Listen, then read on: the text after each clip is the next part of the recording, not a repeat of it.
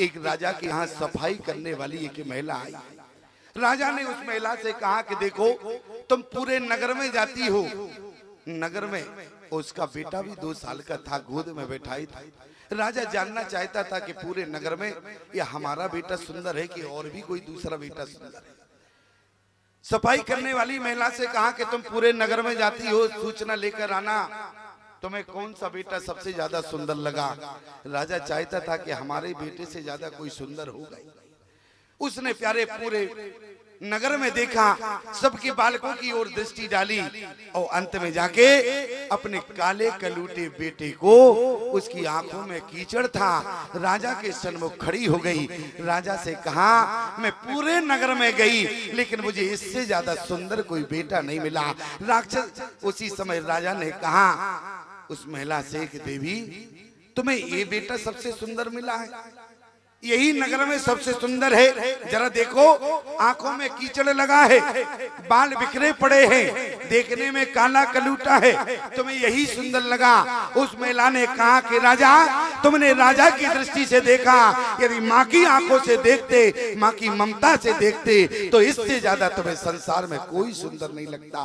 वो महिला अपना ही बेटा लेकर आई माँ के लिए। प्यारे उससे उसके बेटे से ज्यादा कोई सुंदर नहीं हुआ करता, माँ के बेटे से ज्यादा सुंदर कोई नहीं होता, यही माँ की ममता है प्यारे। और आज क्या कहा गया है, माँ आंगन की तुलसी जैसी। जिन्होंने प्यारे माँ का सम्मान कर लिया उनका सम्मान जीवन में परमात्मा भी करता है। माँ का सम्मान जो प्राणी करता है उसे जीवन में भगवान भी उसका सम्मान करते हैं। ध्यान देना, माता पिता को साधारण मत समझना। माता पिता हाड़ मांस का बना पुतला नहीं होते। जो अपने माता पिता को हाड़ मांस का समझता है प्यारे, भगवान उसे जीवन में स्वीकार नहीं करता। माता पिता को भगवान से बढ़कर मानता है उसे परमात्मा दौड़कर स्वीकार करता है। माता पिता साधारण नहीं हुआ करते। एक बात याद रखना, एक दिन की मैं आपको चर्चा सुनाऊं, भले ही कहानी झूठी हो लेकिन कहानी के सिर्फ उद्देश्य को देखना चाहिए। एक बेटी का विवाह हुआ, विवाह होने के बाद बेटी की विदा हुई, बेटी अपने घर चली गई प्यारी। और लेकिन उसी रात बेटी ने एक फोन अपने पिता को कर दिया। क्यों? बेटी ने कहा कि जिसके साथ तुमने हमारा विवाह किया है मैं उसके साथ रहना नहीं चाहिए। पिता ने कहा देखो बेटी, विवाह गुड्डा गुड़ियों का खेल नहीं होता जो बार बार टूट जाए। विवाह जीवन में एक बार होता है और विवाह कोई गुड्डा गुड़ियों का खेल नहीं है। तुम्हें रहना अपनी ससुराल में ही पड़ेगा। लेकिन बेटी ने कहा कि पिताजी आपने जिसके साथ हमारा विवाह किया मैं उसके साथ 1 घंटा भी रहना नहीं चाहिए। पिता ने कहा बात क्या है? माता पिता ने विचार किया, दोनों उसी रात को पहुंच गए ससुराल में। बेटी को वहां पहुंचकर समझाया, बेटी ने एक बात ना मानी, अपने घर लेकर आए, पुनः समझाया, कुछ दिन बीत गया, फिर समझाया। बेटी ने कहा कि मैं उसकी तो शकल भी देखना नहीं चाहती, आप रहने की बात करते हो। और आज दोनों के बीच में प्यारे तलाक हो गया।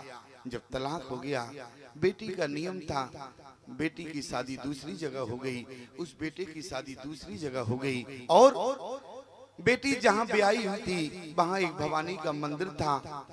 बेटी प्रतिदिन मंदिर जाती थी, मंदिर के बाहर जो भिखारी बैठे हुए थे उनको रोज दान देती थी, भिक्षा देती थी। एक दिन बेटी मंदिर से दर्शन करके निकली, मंदिर के बाहर बैठे भिखारियों को दान दे रही। उसी समय प्यारे बेटी की नजर एक भिखारी के ऊपर पड़ गई। वो भिखारी कौन था? जिससे उसका पहले विवाह हुआ था। आज उस बेटी ने भिक्षा देते हुए कहा, बोली बाबा जी क्या आप मुझे पहचाने? बाबा जी ने कहा कि बेटी तुम्हें कौन भूल सकता है? क्यों? हमारा तुम्हारा विवाह हुआ था, 1 घंटे तुम हमारे पास नहीं रही, हमारा तुम्हारा तलाक हो गया। बेटी ने कहा कि बाबा जी अभी तक तुम समझ पाए कि हमारा तुम्हारा तलाक क्यों हुआ? उसने कहा कि बेटी मैं आज तक नहीं समझ पाया कि तुमने हमारे साथ रहने से इनकार कर दिया और हमारे तुम्हारे बीच में तलाक हो गया, कारण क्या है मैं अभी तक नहीं जान पाया। बेटी ने कहा कि बाबा जी मैं बताती हूँ। बेटी ने कहा कि वो दिन याद करना जिस दिन मैं तुम्हारे घर ब्याह कर गई, तुम्हारे पिता का बचपन में स्वर्गवास हो गया, तुमको पालने वाली तुम्हारी माँ थी, और तुम जब उस दिन पहले दिन मंदिर से प्रसाद लेकर आए, तुमने कहा कि भगवान इस प्रसाद को ग्रहण करो, तो मैंने तुमसे क्या कहा? तुमने ये प्रसाद अपनी पहली बूढ़ी माँ को खिलाया कि नहीं खिलाया? तुमने क्या कहा? आज बूढ़ी माँ को छोड़ो, आज तो पहले प्रसाद को तुम ग्रहण करो। मैं उसी दिन समझ गई, अरे जिस नारी ने तुम्हें अपने 9 महीने गर्भ में रखा, भला तुम उस नारी के नहीं हुए तो एक चक्कर काटने वाली नारी के कैसे हो सकते? ध्यान देना प्यारे। आज उस बेटी ने कहा कि बाबा जी इसलिए मैंने तुमसे तलाक ले लिया, लेकिन उसी समय बेटी ने कहा कि बाबा जी यदि मैं तुमसे तलाक न लेती तो मेरी क्या गत होती? आज बेटी ने कहा कि बाबा जी यदि मैं तुमसे तलाक न लेती तो तुम्हारी तरह इसी मंदिर के बाहर तुम्हारे बगल में बैठकर भीख मांग रही होती।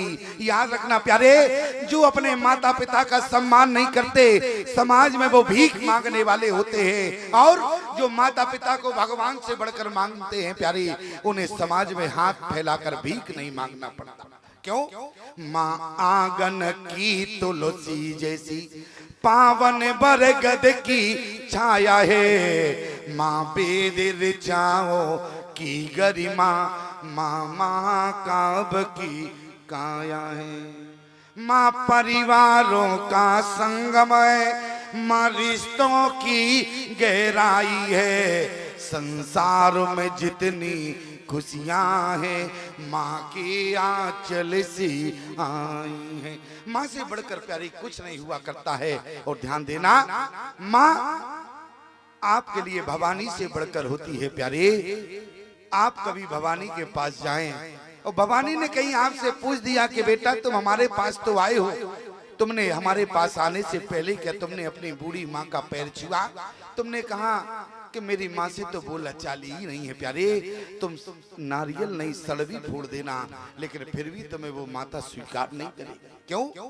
क्योंकि तुमने जन्म देने वाली माँ का कभी सम्मान नहीं किया प्यारे।